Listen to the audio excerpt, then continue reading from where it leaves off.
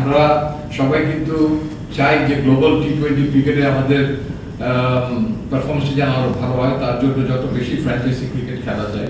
আমরা কিন্তু আরো অনেকেই সেটার জন্য এনওসি দিয়েছিলাম, বাট সাম্প্রতিক রাজনৈতিক পরিস্থিতির আলোকে অনেকে ভিসা নিতে পারেনি। আপনি জানেন সাইফুদ্দিন, দেন রিশাদ, যারা নিতে পারেনি, যেতে পারেনি। So that we are open to all. সবসময় আপনি সবাইকে প্র্যাকটিসে পাবেন এটা হয়তো সম্ভব হবে না, যেহেতু আন্তর্জাতিক ক্রিকেটের ব্যস্ত, তারা তাদের ব্যস্ত সেই সময় ক্রিকেটকে নিয়েই থাকে, ক্রিকেটের বাইরে ছিল না। আর আপনি যেটা বললেন যে শ্রীলঙ্কার সঙ্গে যেমন আমাদের প্রস্তুতি কিছুটা ঘাটতি ছিল, এবার আমরা প্রস্তুতি নেওয়ার সুযোগ পেয়েছিলাম, বাট লাস্ট সেশনটা, লাস্ট ফেজে এসে কিন্তু আমাদের প্রস্তুতির ঘাটতি হয়ে গেছে, বিকজ আমরা লাল বলের একটা 3 দিন ম্যাচ খেলতে পারিনি চিটাগংয়ে, অ্যাজ ওয়েল চিটাগংয়েও প্রায় সপ্তাহখানেক আমাদের প্র্যাকটিস করার মতো অবস্থা ছিল না, এবং ঢাকায় আসার পরে 3 তারিখ থেকে আমাদের জাতীয় দলের অনুশীলনটা শুরু হওয়ার কথা ছিল।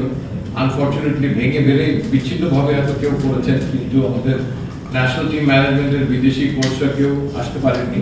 সো দ্যাট একটা প্রপার প্রস্তুতি যেটা বলেন সেখানে ঘাটতি এবারও কিছুটা রয়ে গেছে, তবে সেটাকে কিছুটা লাঘব করার জন্য কিন্তু আমাদের এই কয়েকদিন আগে পাকিস্তান সফরে যাওয়ার ব্যবস্থা করা, যাতে কিছুটা হলো এটাকে মিনিমাইজ করা যায় সামান্য।